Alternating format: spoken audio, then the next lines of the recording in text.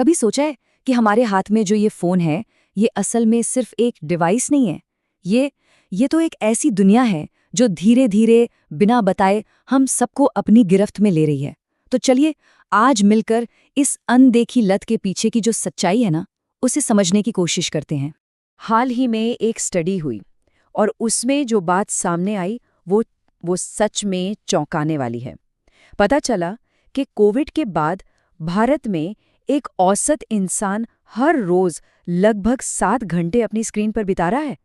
7 घंटे! सोचकर ही अजीब लगता है ना। मतलब दिन का करीब-करीब 1/3 हिस्सा। हम सब मिलकर आखिर इतना समय बिताते कहाँ हैं? कभी खत्म ना होने वाली स्क्रॉलिंग में, एक के बाद एक वीडियोस देखने में, या फिर पूरी रात शोज बिंज वॉच करने में। लेकिन सवाल ये है कि क्या ये सब सिर्फ मजे के लिए हो रहा है या पर्दे के पीछे कुछ और ही खेल चल रहा है?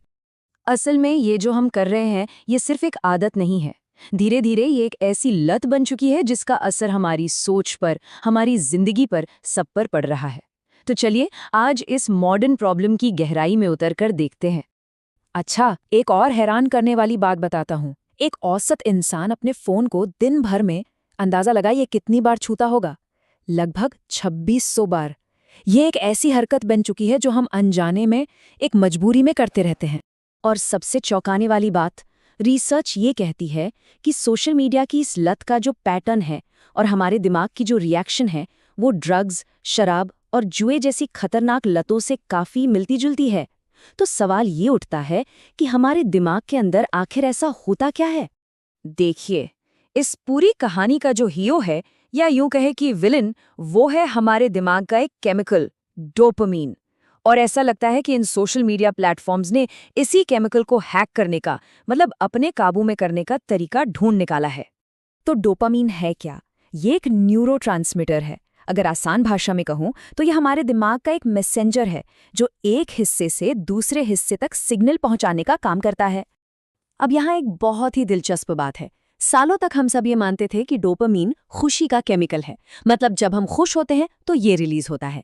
लेकिन नई रिसर्च बताती है कि नहीं, इसका असली काम खुशी देना नहीं है, बल्कि किसी इनाम की उम्मीद में हमें काम करने के लिए उकसाना है, मोटिवेट करना है।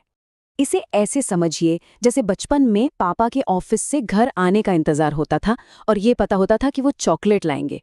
तो वो जो चॉकलेट खाने से भी ज्यादा मजा, वो जो पहले का उत्साह और खुशी होती थी ना, बस वही डोपामीन का कमाल है।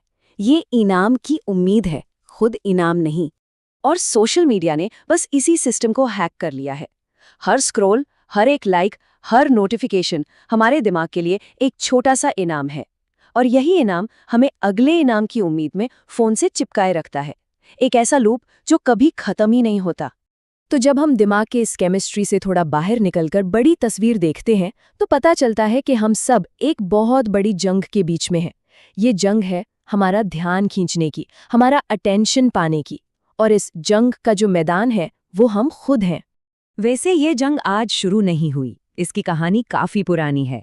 1837 में जब टेलीग्राफ आया तो जानकारी कितनी गहरी है, इससे ज्यादा जरूरी ये हो गया कि वो कितनी तेजी से पहुंचती है। फिर 1960 के दशक में टीवी आया, जहां तर्क से ज्यादा विजुअल्स और कौन कैसा दिखता है ये हावी हो गया। और आज तो सोशल मीडिया पर पूरा खेल एल्गोरिदम और एंटरटेनमेंट पर ही टिका हुआ है।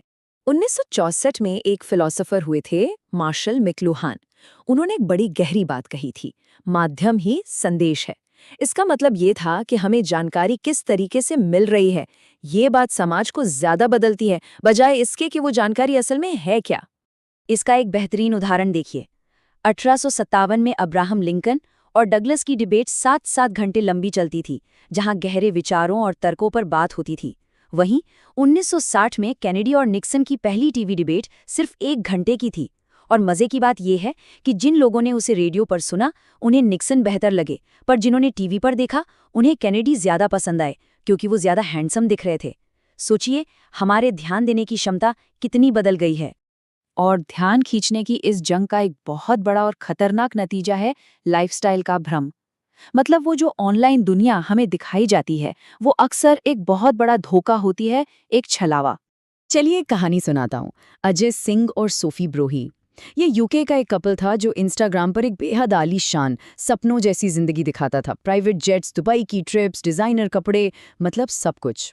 लेकिन असली कहानी असली कहानी कुछ और ही थी। ये सब कुछ उन्होंने 18 अलग अलग लोगों के जिम लॉकर से चोरी किए गए पैसों और क्रेडिट कार्ड से किया था। आज वो दोनों जेल में है। ये एक एक्सट्रीम उदाहरण है, लेकिन ये दिखाता है कि लोग एक ऑनलाइन इमेज बनाने के लिए किस हद तक जा सकते हैं।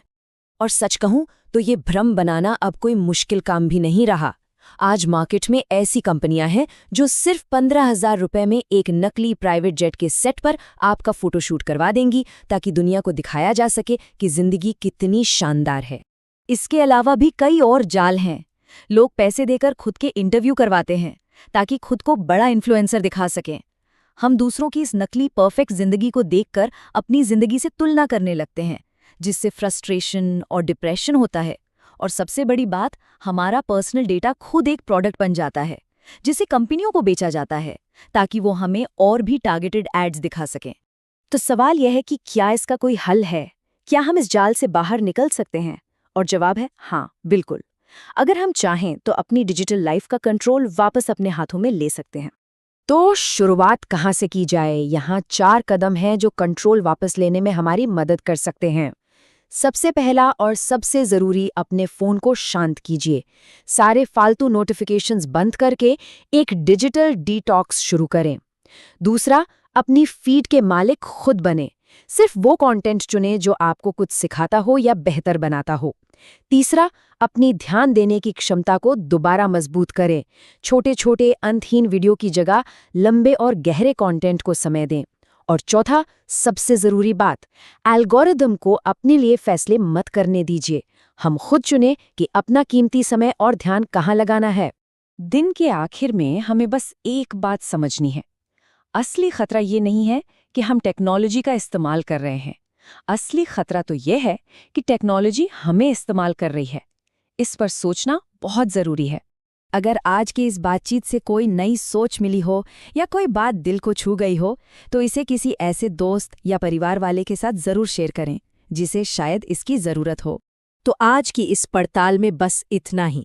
अगर इस विश्लेषण से कुछ नया सीखने को मिला तो इसे लाइक ज़रूर करें, और ऐसे ही और भी टॉपिक्स को गहराई से समझने के लिए चैनल को सब्सक्राइब करना न भूलें। बेल आइकॉन दबाने से कोई भी नया विश्लेषण मिस नहीं होगा। मिलते हैं अगली बार एक नए विषय के साथ। धन्यवाद।